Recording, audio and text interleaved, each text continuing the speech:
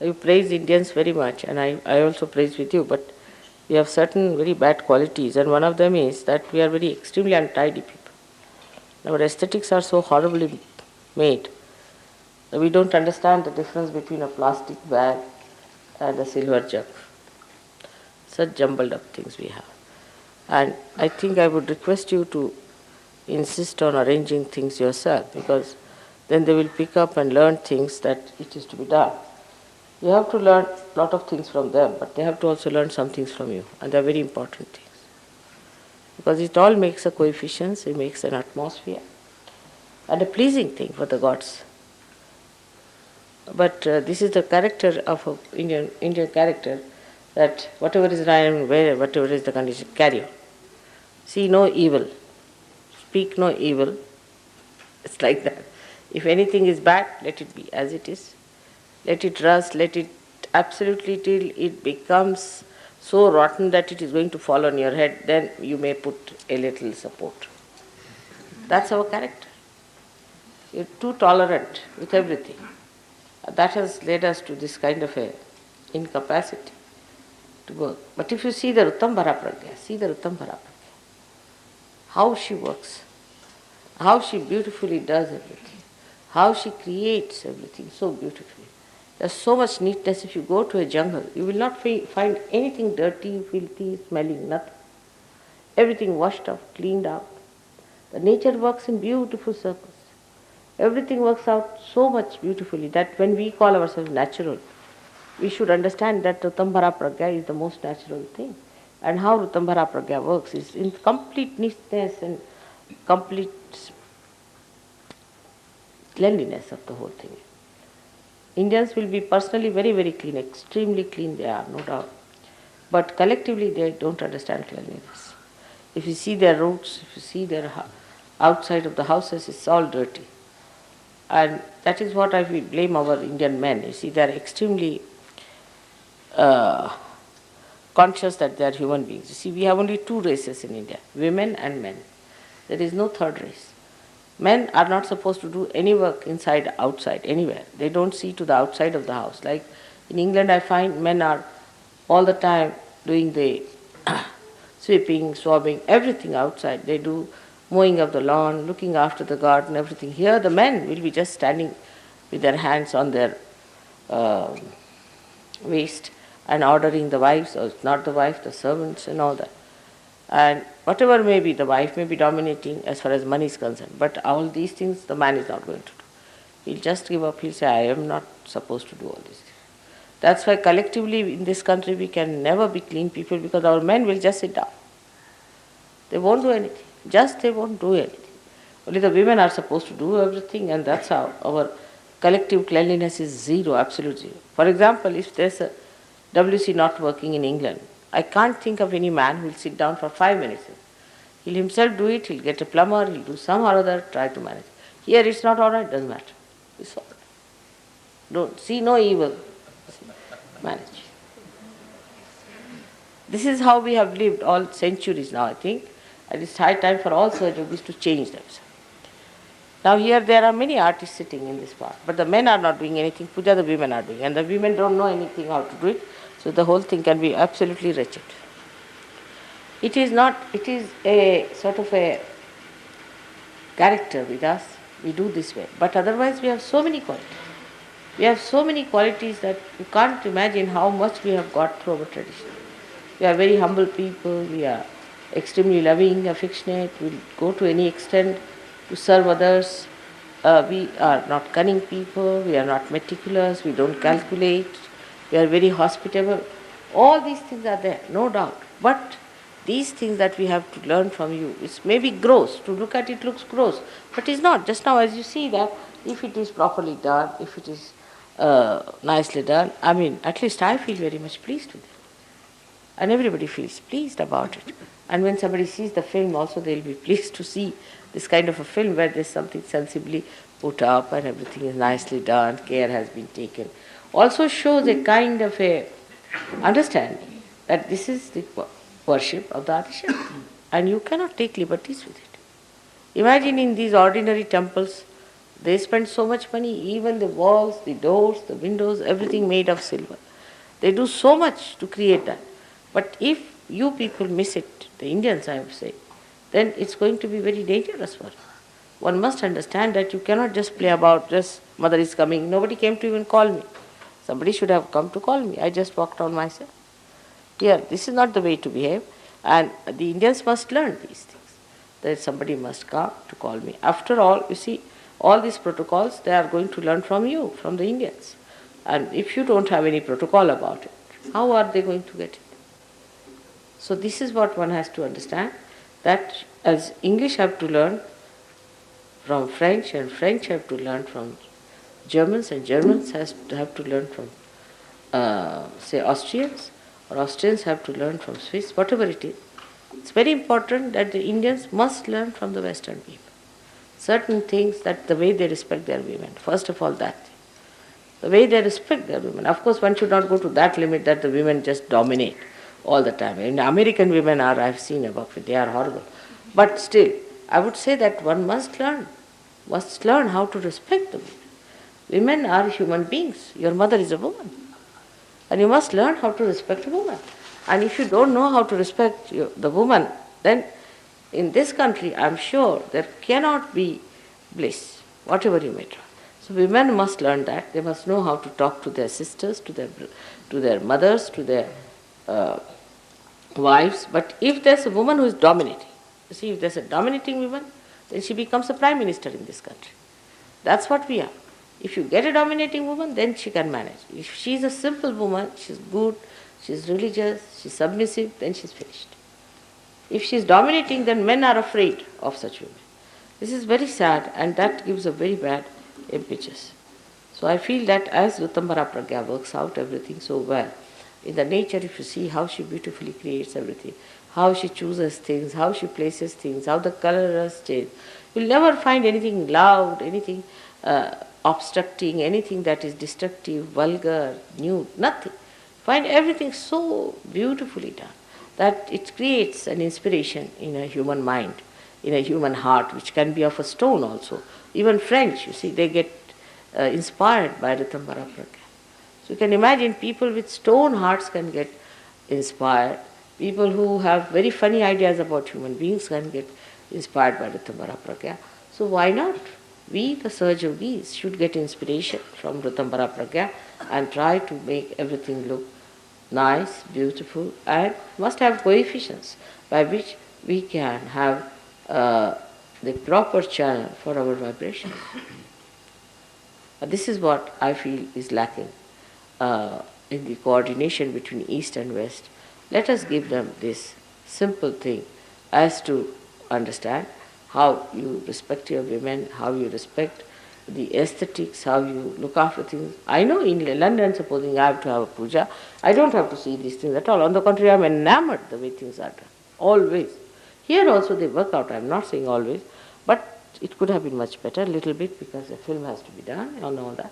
But this is the trouble, is that in our everyday look, outlook, we are like that.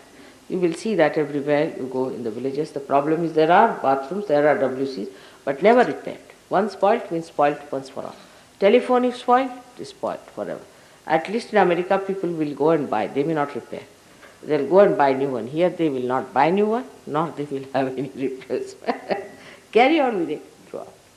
That is a very bad character we have got, which we must change. We should try to see everything is working order.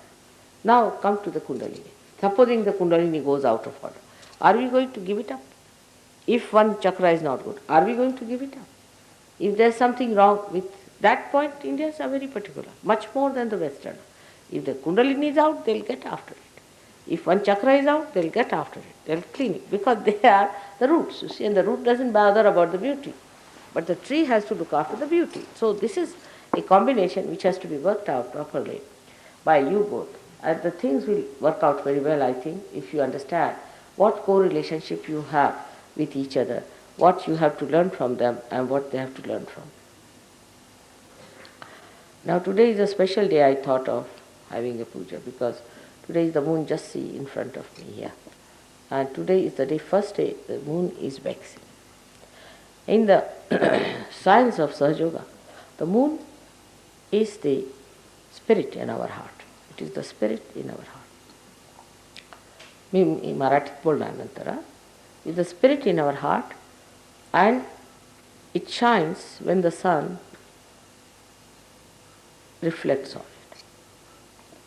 When the sun, that is the Son of God, when the Son of God reflects on the heart, then the moon shines in a human heart. But when it shines as a moon, then Shiva himself lifts it up and puts it on his head. So the human beings who are blessed by the Son of God, who are being awakened by the Son of God, that is, we can say that it is Sri Ganesh or Lord Jesus Christ, any one of them, if they enlighten the heart of human beings, then it becomes a shining moon. And the Amavasya, the day when it's the dark night, is when a man is not a realized soul at all. The realized soul is like the full moon. Now today is the day when the moon is slightly 1 degree less. It's an important day for us because this is the first day when it is waxing. And that is the day we have to fix up our moon within ourselves. That we start waxing by degrees. Into 16 degrees we go on waxing. And when that happens, we don't realize that there is no shine in it. Shine is going out. And we have to be careful, we have to look after it, and we have to work it out so that we worship that day when it starts waxing. It can wax with many things. You see, we have so many ways of finishing off the light that God has given us in our heart, that is the spirit.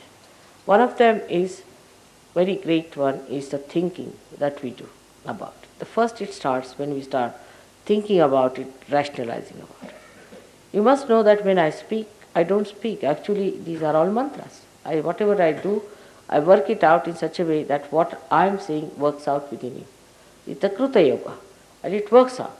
When I say that, the whole machinery gets geared up. So when I say something, if you start reflecting it in your mind, you are gone, because you are not receiving what I am trying to do. If it is a mantra, that means whatever I am saying, those sound waves will create that being within you that I am describing. So at that time, once you start thinking about it, you cannot receive it because you have put a barrier of your thought. So when I am talking, just try to receive it. Just say yes, yes inside, so that you receive it within yourself. So this is one of the greatest problems of today, is that whatever you say, everybody must answer, everybody must argue, everybody must say, no, this could be that way, that could be, there are alternatives, this, that, everything goes on. There's no need at all to do all that. And when you start doing that, then all the gods and goddesses get angry one by one, and that's how you start losing your light within yourself. So this is the most displeasing thing for gods and goddesses, that you don't recognize me, that you don't recognize me fully, that you still argue with me, still you start asking questions, still you start giving me alternatives. Absolutely, this is just not necessary for you to go on arguing, to go on discussing it. It is just that you assimilate whatever I am saying, and that assimilation itself will open out those new dimensions within you which God wants to be opened out. So better surrender in that way your ego. Ego is the one that makes you say something, argue something, discuss something. And this is what is the biggest problem that I have seen when the first day of the waxing starts. So today is the first day when we should say that our ego should not start that drooping down. It was nice to dance, enjoy everything. But then when you sit down, while dancing you can't think, thank God. But as soon as the whole thing is over, you sit down, again the mind starts going on, tuck, tuck, tuck, tuck. And then we start thinking. And once we start thinking, then we are losing that light which we have received. Sort of the moon has started waxing. And at that point, one has to be careful, because that's the most important thing. If you do not allow it to happen first time, then it can stop. It's very simple to understand that if you can stop sari on a last bit of it, it will not blow up because you are holding on to it. So at the very beginning of waxing of the moon, if you are careful about it, if you are alert about it, it will never happen. Whatever you are achieved will be sustained, and then you can increase.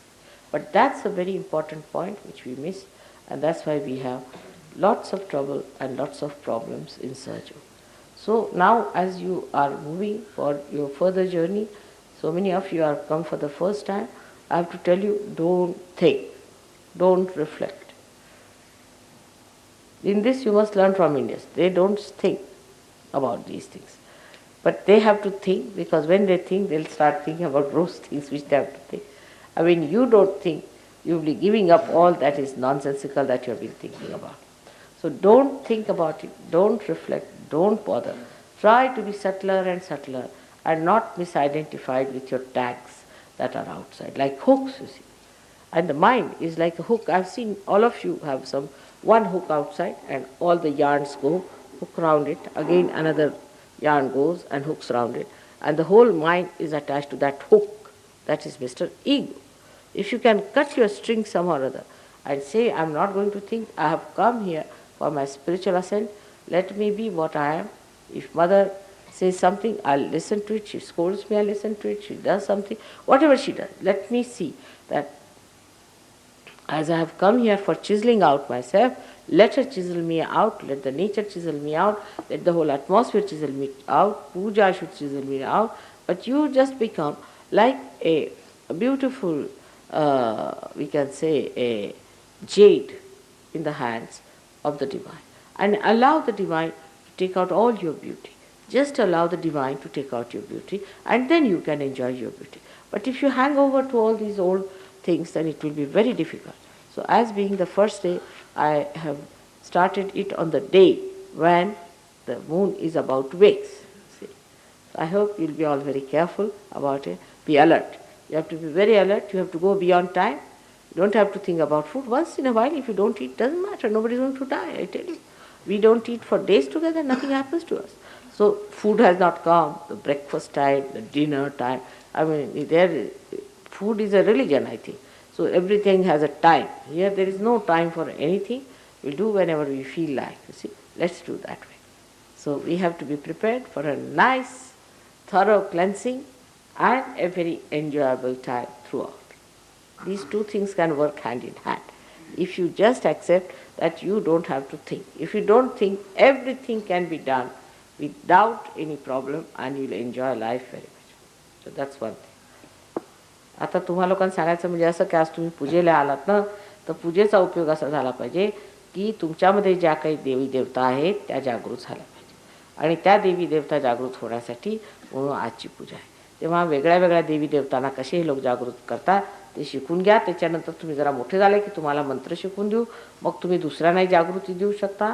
मग तुम्हाला हे कळेल की त्यांच्यामध्ये कुठे काय धरलेलं आहे, त्यांना कोणते त्रास आहेत, ते कसे स्वच्छ करायचे हे तुमच्या लक्षात येईल. मग आलं म्हणजे तुम्ही सुद्धा योगीजनच झाला. आता तुम्ही सुद्धा नुसतेसे हात फिरून त्यांची कुंडलिनी जागृत करू शकता आणि त्याच्या डोक्यावरती थंड येईल. तुम्ही बघाल, आत्ताही तुम्ही कोणावरती करून बघा, तुम्हाला दिसेल की तुमच्या हातात अशी कुंडली तुमच्या हातात न वाटता येतात. तुम्ही जरासं असं वरती केलं की तुमच्या वाटेल डोक्यावरती थंड थंड आलं. 3दा उचलली की तुम्हाला वाटेल थंड थंड. पण ह्याच्यासाठी म्हणून नेहमी पूजन करावं लागतं. आता तुम्हाला फोटो वगैरे नसले तर तुम्ही फोटो घ्या, त्याला थोडंसं कुंकू लावायचं, सकाळी थोडा नमस्कार करून आणि शाळेला जायचं. घरी झोपायच्या आधी फोटोवरती एक दिवा ठेवायचा लहानसा, दोन्ही हात फोटोवर ठेवायचे, पाय पाण्यात ठेवायचे थोडेसे, आणखी नंतर मीठ घालायचं त्या पाण्यात, थोडा वेळ असं बसायचं फोटोकडे हात करून, आणि मग पाय पुसून झोपून द्यायचं. बस एवढंच ध्यान आहे, दुसरं काहीही करायचं. 5 मिनटं संध्याकाळी आणि 5 मिनटं सकाळी. सकाळच्या वेळा एक हात आधी फोटोकडे असा करायचा, डावा हात जेव्हा फोटोकडे असेल तर उजवा हात खाली, आणि उजवा हात फोटोकडे असेल तर डावा हात वर.